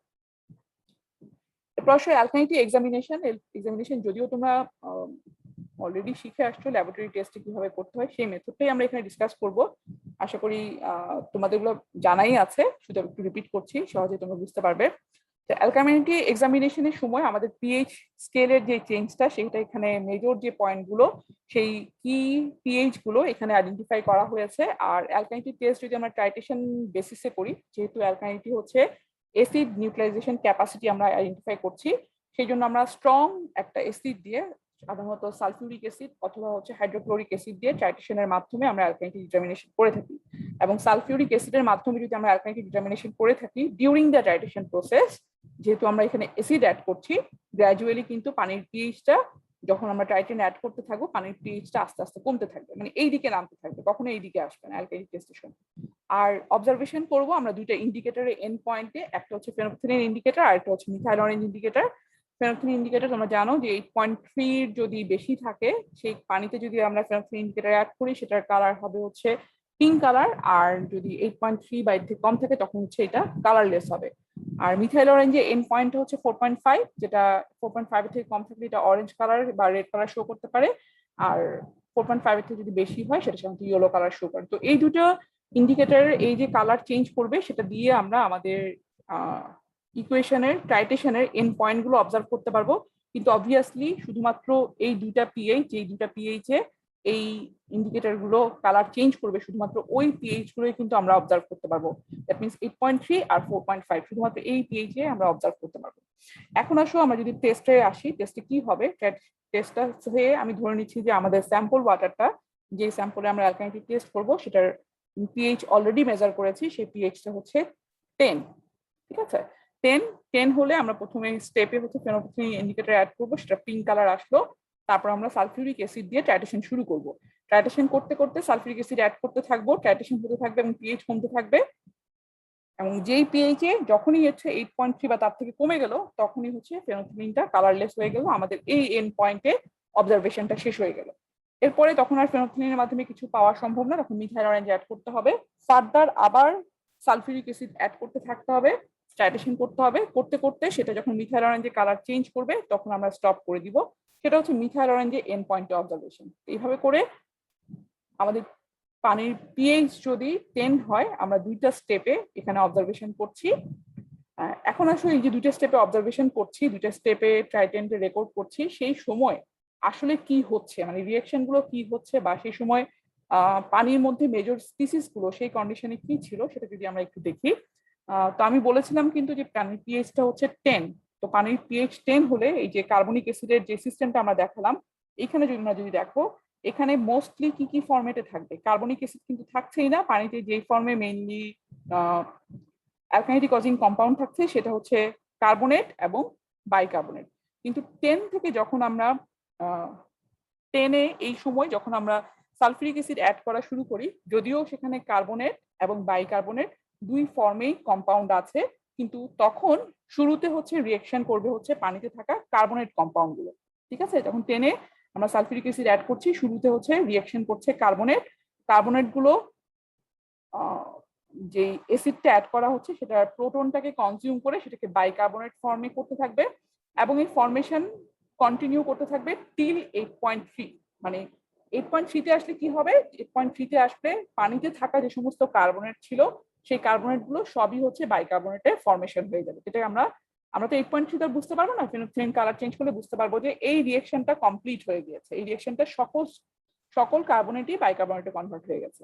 এরপর যখন আমরা ফার্দার টাইট্রেশন করতে থাকি মিথাইল অরেঞ্জের এন্ড পয়েন্টে, তখন কি হবে? তখন হবে এখানে কিন্তু দুই ধরনের কার্বনেট বাইকার্বনেট আয়ন আছে। একটা হচ্ছে যে আগে কার্বনেট যেগুলো ছিল সেগুলো কিছু না, সেগুলো সবগুলোই এই রিঅ্যাকশনের এন্ড পয়েন্টে বাইকার্বনেটে কনভার্ট হয়ে গেছে। আর আমরা যে পিএইচ এ অবজার্ভ করছিলাম সেই পিএইচ এ কিন্তু সেখানে কিন্তু বাইকার্বনেটও ছিল। তো এখানে পানির মধ্যে থাকা বাইকার্বনেট এবং কার্বনেট যেগুলো হচ্ছে বাইকার্বনেটে ফর্মেশন হয়ে গেছে 8.3 তে, আমরা যদি এই ফিগারটা দেখি, দেখো এই ফিগারটাতে 8.3 তে কিন্তু মেজর স্পিসিস হচ্ছে বাইকার্বনেট, কারণ তখন কার্বনেট কিন্তু সবগুলোই বাইকার্বনেটে কনভার্ট হয়ে গেছে। তো এই সময় যখন আমরা সালফিউরিক অ্যাসিড অ্যাড করছি, মানে হাইড্রোজেন আয়ন অ্যাড করছি, সমস্ত বাইকার্বনেট গুলো রিঅ্যাকশন করতে থাকবে, করতে করতে যখন সব বাইকার্বনেটের রিঅ্যাকশন কমপ্লিট হয়ে সেটা কার্বনিক অ্যাসিড ফর্ম করে যাবে, তখন এই পিএইচ যেটা অ্যাটেইন করবে সেটা হচ্ছে 4.5। ঠিক আছে, তো এইখানে আমরা বুঝতে পারছি যে 10 থেকে 8.3 পর্যন্ত নামতে আসলে রিঅ্যাকশনে পার্টিসিপেট করছে হচ্ছে মেইনলি কার্বনেট আয়ন, আর সেখানে বাইকার্বনেট এবং কার্বনেট আয়ন দুটো থাকছে, কিন্তু রিঅ্যাকশন করছে যে কার্বনেট বাইকার্বনেটে কনভার্টেড হচ্ছে। আর 8.3 থেকে 4.5 পর্যন্ত যে রিঅ্যাকশনটা হচ্ছে সেই রিঅ্যাকশনটা হচ্ছে যে কার্বনেট আয়নটা একটা হাইড্রোজেন আয়ন কনজিউম করে আগে বাইকার্বনেট হয়েছে সেগুলো প্লাস পানির মধ্যে যে বাইকার্বনেট ছিল সেগুলো সবগুলোই কার্বনিক অ্যাসিড ফর্ম করতে থাকবে, এবং কার্বনিক অ্যাসিড ফর্মেশন কমপ্লিট হয়ে যাবে যখন 4.5 এ আসছে। তো এভাবে করে আমরা এক্সামিনেশনটা করে থাকি। তো 10 থেকে পিএইচ 10 থেকে 8.3 পর্যন্ত যদি আমাদের যে অবজারভেশন থাকে সেটার ইকুয়াল যে অ্যালকালিনিটিটা সেটাকে আমরা বলে থাকি হচ্ছে পি অ্যালকালিনিটি বা ফেনোক্সিলিন অ্যালকালিনিটি, যখন আমরা অ্যালকালিনিটি মেজারমেন্ট করছি with respect to phenolphthalein end point. মানে আমরা 10 থেকে 8.3 পর্যন্ত নামতে যে পরিমাণ ট্রাইটেন লাগছে সেটা ধরে যদি আমরা অ্যালকাইনিটি টেস্টটা করে থাকি। আর মিথাইল অরেঞ্জ অ্যালকাইনিটি কোনটা হবে? মিথাইল অরেঞ্জের এন্ড পয়েন্টে। তো মিথাইল অরেঞ্জ এন্ড পয়েন্টে 8.3 থেকে 4.5 পর্যন্ত হতে পারে, অথবা হচ্ছে একদম শুরু থেকে মিথাইল অরেঞ্জের এন্ড পয়েন্ট যেটা 4.5 পর্যন্ত, সেই পর্যন্ত মানে 4.5 পর্যন্ত নামতে যে পরিমাণ ট্রাইটেন লেগেছে সেটার করসপন্ডিং যে অ্যালকাইনিটি মেজারমেন্টটা সেটাকে বলা হচ্ছে মিথাইল অরেঞ্জ অ্যালকাইনিটি, অথবা আমরা এটাকে টোটাল অ্যালকাইনিটিও বলে থাকি। তো টোটাল অ্যালকাইনিটি হচ্ছে যখন অ্যালকাইনিটি হচ্ছে মেজারমেন্ট করা হচ্ছে মিথাইল অরেঞ্জের এন্ড পয়েন্টে, আই মিন 4.5, সে যদি আমার 10 থাকে, 10 থেকে 4.5 পর্যন্ত নামতে যে পরিমাণ ট্রাইটেন আমরা অ্যাড করছি সেটার করসপন্ডিং যে অ্যালকাইনিটি মেজারমেন্ট সেটাই হচ্ছে total অ্যালকাইনিটি or methyl orange অ্যালকাইনিটি।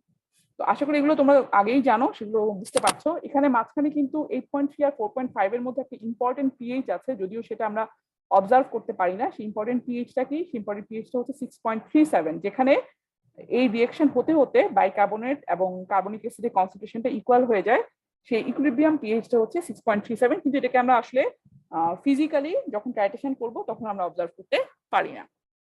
Same ভাবে এখানেও যখন কার্বনেট আর বাইকার্বনেটের যে রিঅ্যাকশনটা হচ্ছে, ট্রানজিশনটা, সেটার মধ্যে দুইটারই যখন কনসেন্ট্রেশন ইকুয়াল থাকবে সেই ইকুইলিব্রিয়াম পিএইচটা হচ্ছে 10.33, কিন্তু সেটাও আমরা এই টাইট্রেশন মেথডের মাধ্যমে এই পিএইচটাকে কখনোই রেকর্ড করতে পারবো না। এখন আসলে আরেকটা এখানে অ্যাডিশনাল অ্যালকাইনিটির কথা বলা হয়েছে, সেটা হচ্ছে কস্টিক অ্যালকাইনিটি। কস্টিক অ্যালকাইনিটি হচ্ছে পানিতে এক্সেসিভ যে হাইড্রোক্সিল আয়ন থাকে সেই হাইড্রোক্সিল আয়নের জন্য যে অ্যালকাইনিটি ডেভেলপ করে। তো কস্টিক অ্যালকাইনিটিটা আসলে দেখা যায় যে ডেভেলপ করে যদি পানির পিএইচ এর ভ্যালু 10.33 থেকে বেশি থাকে, শুধুমাত্র তখনই কিন্তু কস্টিক অ্যালকাইনিটি ডেভেলপ করে। দেখো এখানে হাইলাইট করে রেড কালার দিয়ে দেওয়া হয়েছে যে কস্টিক অ্যালকাইনিটি থাকবে যদি পানির পিএইচ এর ভ্যালু 10.33 প্লাস এরকম থাকে, মানে 14 থেকে 10.33 এই রেঞ্জের মধ্যে থাকে, তখনই শুধুমাত্র হাইড্রোক্সিল আয়নের কারণে পানিতে অ্যালকাইনিটি ডেভেলপ করবে। এবং সেই সময় সে ধরো আমাদের পানির পিএইচ আছে কত 11.5, দ্যাট মিনস এরকম একটা জায়গায় সে তখন 11.5 হলে সেখান থেকে তো আমরা কি করছি, একইভাবে আমরা টেস্ট করবো যে ফেনোক্সিলিন অ্যাড করবো, তারপর হচ্ছে টাইট্রেশন করতে থাকবো। তো টাইট্রেশন শুরু করলে 11.5 থেকে আপ টু 10.33 পর্যন্ত যে ট্রাইটেনটা আমরা অ্যাড করবো সালফিউরিক অ্যাসিড, তখন রিঅ্যাকশনে পার্টিসিপেট করবে আসলে হাইড্রোক্সিল আয়ন। হাইড্রোক্সিল আয়নের সাথে এই হাইড্রোজেন আয়ন তখন রিঅ্যাকশন করে নিউক্লিয়াইজড হয়ে ওয়াটার মলিকিউল ফর্ম করবে। আর 10.33 পরে তখন কার্বনেট আয়ন হচ্ছে অ্যাক্টিভলি এই টাইট্রেশন রিঅ্যাকশনে পার্টিসিপেট করবে। তো এই কারণে আমরা দেখতে পাচ্ছি যে তো এটাও কিন্তু আমরা আসলে টাইট্রেশনের মাধ্যমে আইডেন্টিফাই করতে পারবো না। আমরা ফেনোক্সিলিন অ্যালকাইনিটির মধ্যে কস্টিক অ্যালকাইনিটিও থাকতে পারে, সেটা আমরা বুঝতে পারবো যে কস্টিক অ্যালকাইনিটি আছে কি নাই, শুধুমাত্র এটা বুঝতে পারবো যদি আমরা আলাদাভাবে পানির পিএইচটা এক্সামিন করে থাকি। পানির পিএইচ এর ভ্যালু যদি 10.33 থেকে বেশি থাকে তাহলে বুঝতে হবে যে সেখানে কিছুটা হলেও পানিতে হাইড্রোক্সিল আয়নের কারণে অ্যালকাইনিটি ডেভেলপ করছে, যেটাকে আমরা ডিফাইন করছি অ্যাজ কস্টিক অ্যালকাইনিটি। অ্যালকাইনিটি ডিটারমিনেশন নিয়ে কারো কোনো কোয়েশ্চেন আছে? বুঝতে পেরেছো সবাই? আশা করি সবাই বুঝতে পেরেছো। এরপরে যে প্রপার্টিসটা, এটা হচ্ছে অ্যাসিডিটি। বুঝতে পারছো যে অ্যাসিডিটি হচ্ছে অ্যালকাইনিটির অপোজিট, মানে পানিতে অ্যাসিডিক কতটুকু। অ্যাসিডিক বলতে পানিতে যদি আমরা বেইজ অ্যাড করি সেই বেইজকে নিউট্রালাইজ করার ক্যাপাসিটি কতটুকু, সেটাকে আমরা অ্যাসিডিটি বলে থাকি। তো বেইজ অ্যাড করলে আসলে বেইজ অ্যাড, যেটা আমরা দেখছিলাম যে acidity sorry acid neutralisation capacity বলতে হাইড্রোজেন আয়ন কতটুকু কনজিউম করতে পারে সেটা বোঝায়। সিমিলারলি অ্যাসিডিটি আসলে বলতে বোঝায় বেসকে নিউট্রালাইজ করা, মানে কি সেখানে হচ্ছে হাইড্রোক্সিল আয়ন আসবে, সেই হাইড্রোক্সিল আয়নকে নিউট্রালাইজ করতে পারবে, এইটার যে স্ট্রেংথটা সেটা কতটুকু সেটা আমরা অ্যাসিডিটির মাধ্যমে মেজারমেন্ট করে থাকি। সো আমরা যদি আবারও সেই ন্যাচারাল ওয়াটারের কথাই বলি, যেখানে হচ্ছে কার্বনেট, বাইকার্বনেট এবং কার্বনিক অ্যাসিডের একটা হচ্ছে সিস্টেম কাজ করে, যে তিনটার একটা রিলেটিভ প্রপোর্শনে থাকে, কতটুকু থাকবে, কম থাকবে কি বেশি থাকবে, সেটা একটা সিস্টেম থাকে। এই তিনটা কম্পাউন্ডের মধ্যে, এই যে কার্বন ডাইঅক্সাইড এবং কার্বনেট সিস্টেম, তিনটা কম্পাউন্ডের মধ্যে তোমরা কি বলতে পারবা যে এখানে কোন কোন কম্পাউন্ড গুলো এখানে অ্যাসিডিটি ফর্ম করতে পারবে, বা যেটা হাইড্রোক্সিল আয়নকে কনজিউম করতে পারবে, হাইড্রোক্সিল আয়নের সাথে রিঅ্যাকশন করতে পারবে, কোন কম্পাউন্ড গুলো? তিনটাই কি করতে পারবে নাকি দুইটা না একটা, কোনটা করতে পারবে কি বলতে পারবে? আমি কিন্তু অলরেডি বলেছি যে অ্যাসিডিটি হচ্ছে বেসকে নিউট্রালাইজ করা বা হাইড্রোক্সিল আয়নের সাথে রিঅ্যাকশন করতে পারবে। তো হাইড্রোক্সিল আয়নের সাথে যদি রিঅ্যাকশন বলি, কার্বনেট কি হাইড্রোক্সিল আয়নের সাথে রিঅ্যাকশন করতে পারবে? কার্বনেট তো ইটসেলফ অ্যানায়ন, সেটা তো আর হাইড্রোক্সিল আয়নের সাথে রিঅ্যাকশন করতে পারবে না, তাই না? কিন্তু কার্বনেট বাইকার্বনেট পারবে। বাইকার্বনেট কি করতে পারবে? এখান থেকে একটা হাইড্রোজেন আয়নকে রিলিজ করে দিতে পারবে। একটা হাইড্রোজেন আয়ন রিলিজ করে দিলে সেটার সাথে কিন্তু হাইড্রোক্সিল আয়নের রিঅ্যাকশন হয়ে ওয়াটার মলিকিউল ফর্ম করতে পারবে। কার্বনিক অ্যাসিড পারবে। কার্বনিক অ্যাসিড দুইটা হাইড্রোজেন মলিকিউলকে রিলিজ করতে পারবে। তো দুইটা প্রোটনকে রিলিজ করলে সেটা হাইড্রোক্সিল আয়নের সাথে রিঅ্যাকশন করে সেটা অ্যাসিডিটি ফর্ম করতে পারবে। তো এই তিনটা কম্পাউন্ডের মধ্যে অ্যাসিডিটি ফর্মিং কম্পাউন্ড কিন্তু হচ্ছে কার্বনিক অ্যাসিড এবং বাইকার্বনেট। কার্বনেট কিন্তু কোনোভাবেই অ্যাসিডিটি ফর্ম করে না। ইন অ্যাডিশন কিছুটা হাইড্রোজেন আয়নও পানিতে মধ্যে যেই অ্যাডিশনাল হাইড্রোজেন আয়ন থাকে সেগুলো পানিতে অ্যাসিডিটি ফর্ম করতে পারে। তো সিমিলারলি এর আগে যে আমরা ইকুয়েশনটা দেখেছি অ্যালকানিটির জন্য, এখানেও ইকুয়েশনটা সিমিলার, যেই অ্যাসিডিটি কজিং যে কম্পাউন্ড গুলো সেগুলোর কনসেন্ট্রেশনটাকে আমরা আলাদা আলাদাভাবে বের করতে পারি। বের করার পরে সেটাকে হচ্ছে যোগ করলে যেটা হবে সেটাই হচ্ছে টোটাল অ্যাসিডিটি। তাহলে অ্যাসিডিটি ন্যাচারাল ওয়াটারের ক্ষেত্রে অ্যাসিডিটি কজিং কম্পাউন্ড হচ্ছে কার্বনিক অ্যাসিড এবং বাইকার্বনেট। আর কার্বনিক অ্যাসিডের সাথে 2 দিয়ে মাল্টিপ্লাই করার কারণ হচ্ছে কারণ কার্বনিক অ্যাসিড দুইটা হাইড্রোজেন আয়ন রিলিজ করতে পারবে যেখান থেকে দুইটা হাইড্রোক্সিল আয়নের সাথে রিঅ্যাকশন হতে পারবে। তো এটার বেসকে নিউট্রালাইজ করার ক্যাপাসিটি হচ্ছে দ্বিগুণ, তার যে কনসেন্ট্রেশন থাকবে তুলনামূলকভাবে কার্বনেট হচ্ছে একটা হাইড্রোজেন আয়নকে দিতে পারবে, প্লাস হাইড্রোজেন আয়ন যেটা পানিতে থাকে সেটাও কিন্তু কিছুটা অ্যাসিডিটি ডেভেলপ করবে, তবে সেটা হচ্ছে in excess of hydroxyl ion. That's why hydrogen আয়নটাকে যোগ করে আমরা এখানে আবার হাইড্রোক্সিল আয়নের কনসেন্ট্রেশনটাকে ডিরাইভ করছি, যেটা বাড়তি থাকছে সেটা কিন্তু অ্যাসিডিটি ফর্ম করছে। এভাবে সাম আপ করলে আমরা টোটাল যে অ্যাসিডিটি পাবো সেটাকেও আমরা ইকুইভ্যালেন্ট ক্যালসিয়াম কার্বনেট, এখানেও একই কথা যে ডিফারেন্ট কম্পাউন্ডের কারণে অ্যাসিডিটি ডেভেলপ করছে, দ্যাটস ওয়াই আমরা তার ইকুইভ্যালেন্ট ক্যালসিয়াম কার্বনেট রেফারেন্স কম্পাউন্ডের রেসপেক্টে অ্যাসিডিটি বের করছি। আচ্ছা, এখন আসলে এটা ছাড়াও যদি আমাদের অন্যান্য ওয়েস্ট ওয়াটার ওখানে রিলিজ হয় পানির মধ্যে, এটা তো ন্যাচারাল ওয়াটারের জন্য যে কার্বনেটের যে সিস্টেম তার মধ্যে এই কম্পাউন্ড গুলো হচ্ছে অ্যাসিডিটি ফর্ম করবে। কিন্তু যদি ওয়েস্ট ওয়াটার আসে সেখানে কিছু উইক অর্গানিক অ্যাসিড থাকতে পারে, সেগুলোও কিন্তু হচ্ছে অ্যাসিডিটি ডেভেলপ করতে পারে, যেমন অ্যাসিডিক অ্যাসিড এবং ট্যানিক অ্যাসিড। আর যদি পানিটা খুবই অ্যাসিডিক হয়, মানে স্পেশালি যখন অনেক জায়গাতে দেখা যায় ইন্ডাস্ট্রিয়াল ওয়েস্ট ওয়াটার প্রচুর পরিমাণে ডিসচার্জ হয়, সেখানে কিন্তু পানির পিএইচ এর ভ্যালুটা অনেক কম থাকে, সেইখানে দেখা যায় যে কিছু মিনারেল অ্যাসিড, যেগুলোকে আমরা সাধারণত সালফিউরিক অ্যাসিড, নাইট্রিক অ্যাসিড এবং হাইড্রোক্লোরিক অ্যাসিড, এই ধরনের অ্যাসিড গুলো কিন্তু সেখানে এক্সিস্ট করে। তো মিনারেল অ্যাসিডিটিকে আলাদাভাবে ডিফাইন করা হয় যে মিনারেল অ্যাসিডিটি কি, সেটা মিনারেল অ্যাসিডিটির কারণে, মিনারেল অ্যাসিডের প্রেজেন্সের কারণে পানিতে যে অ্যাসিডিটি ডেভেলপ করে সেটাকে আমরা মিনারেল অ্যাসিডিটি বলছি, যেটা সালফিউরিক অ্যাসিড, নাইট্রিক অ্যাসিড অথবা হচ্ছে হাইড্রোক্লোরিক অ্যাসিড, মেইনলি এই তিনটা অ্যাসিডের কারণে ডেভেলপ করে।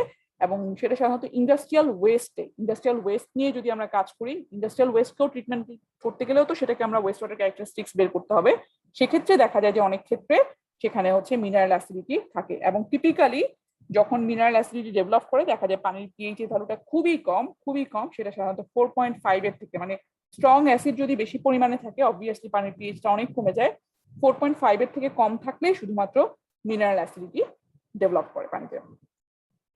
এখন আসো এক্সামিনেশন বা টেস্ট কিভাবে আমরা করে থাকি অ্যাসিডিটি ডিটারমিনেশনের জন্য। অ্যাসিডিটি ডিটারমিনেশন প্রসেসটাও ল্যাবরেটরি যেটা টেস্ট করা হয় সেটা ট্রাইটেশনের মাধ্যমে করা হয়। আর অ্যাসিডিটি ডিটারমিনেশন করা হচ্ছে কতটুকু বেসকে নিউট্রালাইজ করতে পারে, দ্যাটস ওয়াই আমরা এখানে স্ট্রং বেস হিসেবে সাধারণত সোডিয়াম হাইড্রোক্সাইড বা কস্টিক সোডার স্ট্যান্ডার্ড সলিউশন ইউজ করা হয়। আর ইন্ডিকেটর হিসেবে এর আগে যে দুটো ইন্ডিকেটর নিয়ে আমরা ডিসকাস করেছি, ফেনোক্সিলিন এবং মিথাইল অরেঞ্জ, এই দুটো ইন্ডিকেটরের that means 4.5 pH এবং 8.3 pH এই দুটো অবজারভেশন পয়েন্টেই আমরা অ্যাসিডিটি ডিটারমিনেশন করতে পারবো। এখন অ্যাসিডিটি যখন ডিটারমিনেশন করব এবং ট্রাইটেশন করতে থাকবো, যেহেতু আমরা এখানে ট্রাইটেশনে বেস অ্যাড করছি, তাহলে এখানের পিএইচটা ডিউরিং দ্য ট্রাইটেশন কি হবে এটা আমাদের কিন্তু খেয়াল রাখবা সবসময়, যে অ্যালকাইনিটি যখন টেস্ট করছো তখন কিন্তু সালফিউরিক অ্যাসিড অ্যাড করছো, পানির পিএইচ কিন্তু যা থাকবে তার থেকে ট্রাইটেশনের সময় কমতে থাকবে। আর অ্যাসিডিটি যদি টেস্ট করতে থাকো একই মেথডে, তখন কিন্তু সেখানে পানির পিএইচটা গ্র্যাজুয়ালি হচ্ছে বাড়তে থাকবে, হ্যাঁ, যেহেতু আমরা এখানে বেস অ্যাড করছি। তো পানির পিএইচটা দ্যাট মিনস আমাদের যদি লোয়ার পিএইচ থাকে সেখান থেকে বাড়তে হতে পারে, মানে কেস কি পসিবল কেস হতে পারে যে পানির পিএইচ সে ধরো যদি 4 হয়, সেখান থেকে পানি আমরা যদি ট্রাইটেন অ্যাড করি in presence of methyl orange indicator, তখন আমরা দেখবো যে 4.5 এ আসলে পানির পিএইচ বাড়তে থাকবে, বাড়তে 4.5 এ আসলে মিথাইল অরেঞ্জ কালার চেঞ্জ করবে। এরপর আমরা ফেনোক্সিলিন ইন্ডিকেটর অ্যাড করব, আবার যদি ট্রাইটেশন শুরু করে পানির পিএইচ আরো বাড়তে থাকবে, বাড়তে বাড়তে যখন 8.3 চলে আসবে তখন ফেনোথিলিনের এন্ড পয়েন্টে, এই পয়েন্টে আমাদের টাইট্রেশনটা শেষ হয়ে যাবে। এই দুটোই হচ্ছে আমাদের পয়েন্ট। আর বিয়ন্ড দিস পয়েন্টও আসলে অ্যাসিডিটি এক্সিস্ট করে, কিন্তু সেটা এইভাবে করা সম্ভব না। তখন কিভাবে করতে হবে?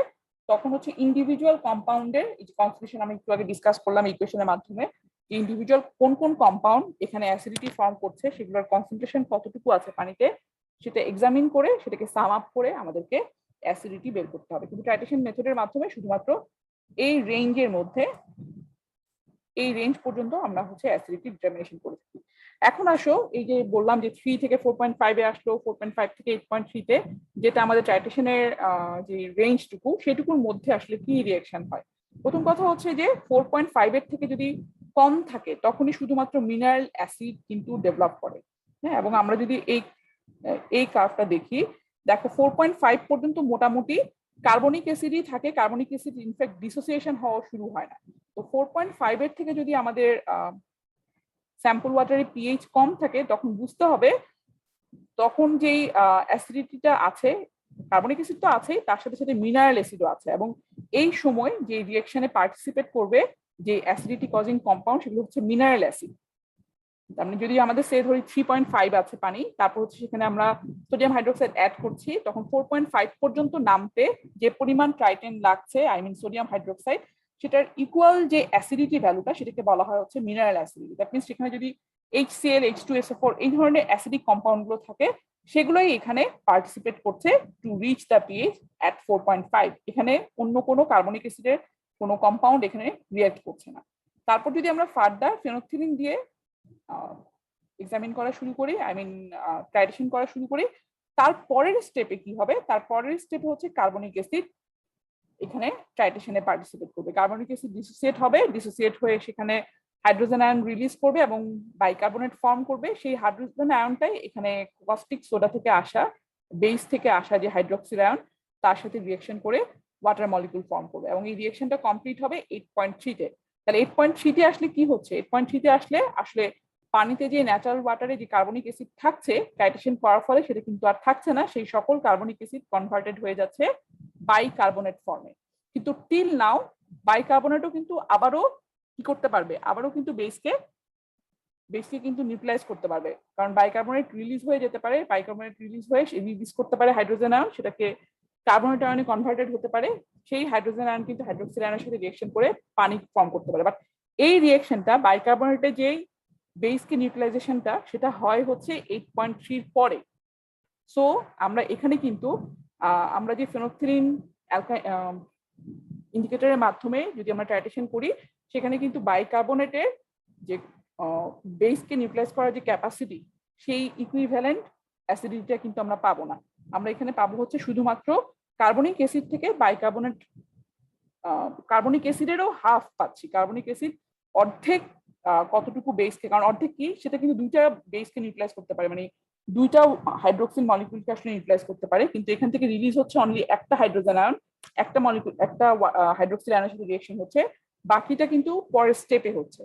সো এইখানে যে অ্যাসিডিটিটা আমরা ডিটারমিনেশন করছি 4.5 থেকে 8.3 তে, 8.3 এর মধ্যে যেটা ফেনোথিলিন অ্যাসিডিটি বলা হয়, ফেনোথিলিনের এন্ড পয়েন্টে, সেখানে আমরা যেই অ্যাসিডিটি মেজারমেন্ট করছি সেটাকে বলা হয় হচ্ছে কার্বন ডাইঅক্সাইড অ্যাসিডিটি বা ন্যাচারাল অ্যাসিডিটি বলা হয়। তো কার্বন ডাইঅক্সাইড অ্যাসিডিটি হচ্ছে কার্বনিক অ্যাসিডের কারণে যে অ্যাসিডিটি পানিতে ফর্ম করছে, সেটা হচ্ছে কার্বন ডাইঅক্সাইড অ্যাসিডিটি। তো ফেনোথিলিন অ্যাসিডিটির মধ্যে যেটা ফেনোথিলিনের এন্ড পয়েন্টে এক্সামিন করা হয়, সেটার মধ্যে কার্বন ডাইঅক্সাইড অ্যাসিডিটি এবং মিনারেল অ্যাসিডিটি দুটোই থাকতে পারে। তবে মিনারেল অ্যাসিডিটি এক্সিস্ট করবে যদি পানির পিএইচ এর ভ্যালু 4.5 এর থেকে কম হয়। যদি 4.5 এর থেকে পানির পিএইচ এর ভ্যালু বেশি হয়, তখন phenolphthalein acidity equivalent to carbon dioxide acidity.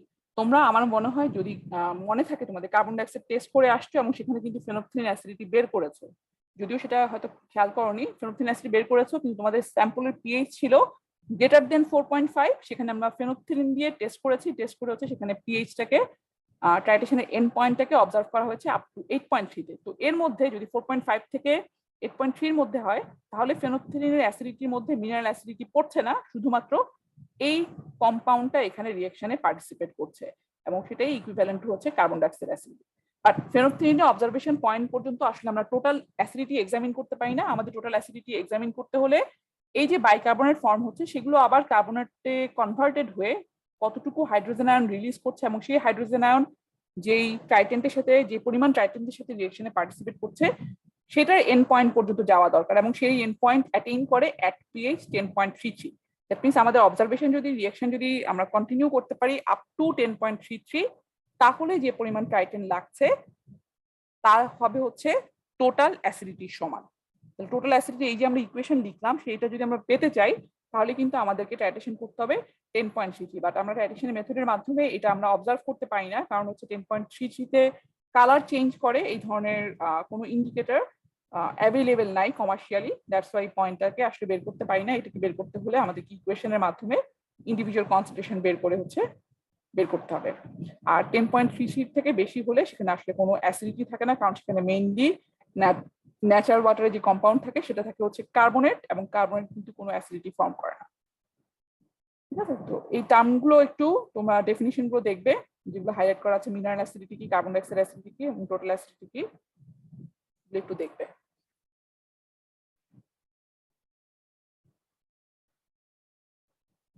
এরপরে যে প্রপার্টিজ নিয়ে আমরা ডিসকাস করব সেটা হচ্ছে হার্ডনেস।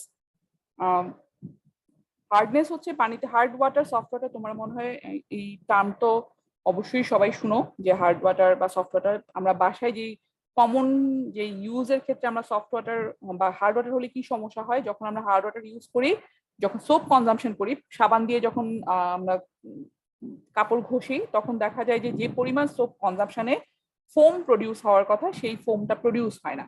ঠিক আছে, এই প্রবলেমটা আমরা ফেস করি। তো সেই যে হার্ডনেসটা, এই যে সমস্যাটা হচ্ছে, সেটা কিসের কারণে ডেভেলপ করছে? আসলে হার্ডনেস হচ্ছে পানির মধ্যে থাকা বিভিন্ন ধরনের মাল্টিভ্যালেন্ট মেটালিক যে ক্যাটায়ন গুলো থাকে তার কনসেন্ট্রেশনকে আমরা হার্ডনেস দিয়ে ডিফাইন করি। এখন মাল্টিভ্যালেন্ট ক্যাটায়ন কোনগুলো? টিপিক্যালি সোডিয়াম কিন্তু না, হ্যাঁ, ক্যালসিয়াম, যেমন সেগুলো হচ্ছে divalent calcium, magnesium, স্ট্রনিয়াম, iron, manganese. এগুলো বিভিন্ন ধরনের যে মাল্টিভ্যালেন্ট, যেগুলো ভ্যালেন্সি মোর দেন ওয়ান, যেগুলো সেই ধরনের যে মিনারেল বা মেটালিক যে সমস্ত ক্যাটায়ন গুলো আছে পানিতে, সেগুলোর কনসেন্ট্রেশনকে আমরা হার্ডনেস হিসেবে ডিফাইন করে থাকি। তো এগুলো যদি পানিতে বেশি থাকে, মানে হার্ডনেস যদি বেশি হয়, সমস্যাটা কি? স্পেশালি সুপার স্যাচুরেটেড কন্ডিশনের প্রবলেমটা অনেক বেশি হয়। সুপার স্যাচুরেটেড কন্ডিশন কি? সুপার স্যাচুরেটেড কন্ডিশন হচ্ছে যখন পানিতে তার যে পরিমাণ সলিউট ডিজলভ থাকার কথা তার থেকে বেশি থাকে। সাপোজ আমি যদি চিনির কথাই বলি, চিনি যখন তুমি ঠান্ডা পানির মধ্যে মিক্স করবা, দেখবা যে একটা সার্টিন লিমিটের পরে সেটা কিন্তু আর মিক্স হচ্ছে না, সেটা নিচের দিকে জমা পড়ে আছে। কিন্তু তুমি সেটাই যদি সেই পরিমাণ চিনি একই পরিমাণ পানির মধ্যে, গরম পানির মধ্যে মিক্স করো, দেখবো যে পানিতে কিন্তু ওই চিনিটা ডিজলভ হয়ে গেছে। কারণ যখন ওয়ার্ম থাকে তখন ওই সলভেন্টের সলিউটকে ডিজলভ করার ক্যাপাসিটি বেড়ে যায়। ঠিক আছে, তো ওইটা যখন আবার ঠান্ডা হয়ে যায় আবারও কিন্তু সে একই রকম কন্ডিশন অ্যাটেইন করতে পারে। তো সুপার স্যাচুরেটেড কন্ডিশন হচ্ছে তখনই যখন স্যাচুরেশনে ছিল, যখন ওয়ার্ম ছিল, আবার যখন কোল্ড ওয়েদারে আসছে, মানে টেম্পারেচার কমে যাচ্ছে, তখন কিন্তু তার স্যাচুরেশন লিমিট কমে যাচ্ছে। সেই সময় এই হার্ডনেস কজিং যে কম্পাউন্ড গুলো আছে, মানে ক্যালসিয়াম, ম্যাগনেসিয়াম, স্পেশালি সবচেয়ে বেশি ক্যালসিয়াম ম্যাগনেসিয়ামই প্রবলেম করে এই হার্ডনেসটা। ক্যালসিয়াম ম্যাগনেসিয়াম যেটা থাকবে সেটা পানির অ্যানায়নের সাথে রিঅ্যাক্ট করবে এবং সলিড প্রেসিপিটেট হিসেবে নিচে জমা হয়ে যাবে। ঠিক আছে, এই কারণে হচ্ছে প্রবলেমটা হয়, যেটা আমরা সাবানের জন্য বললাম। সাবানে কি সমস্যা হয়?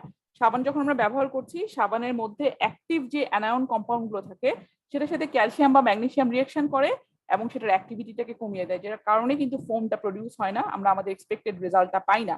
সেম প্রবলেম হয় যদি আমরা হার্ড ওয়াটারকে। হ্যাঁ বলো। আমাদের 12টা 10 একটা ক্লাস। আচ্ছা, ওকে, ঠিক আছে, আজকে বন্ধ।